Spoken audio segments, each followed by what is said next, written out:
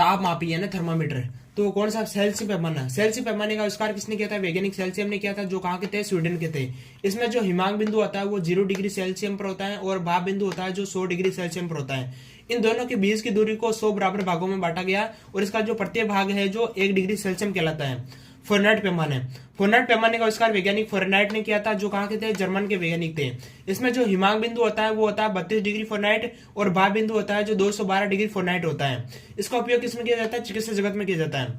Kelvin पैमाना, kelvin पैमाने में जो हिमांक बिंदु होता है वो होता है 273 केल्विन, और भाप बिंदु होता है जो 373 केल्विन पर आता है। ठीक है, अगला आता है रूमर पैमाना। रूमर पैमाने में जो हिमांक बिंदु होता है वो होता है 0 डिग्री रूमर, और भाप बिंदु आता है जो 80 डिग्री रूमर आता है। अब सेल्सियम, फ़ारेनहाइट और केल्विन और रूमर के बीच में क्या संबंध होता है, तो इनके बीच में ये संबंध होता है, C/100 बराबर F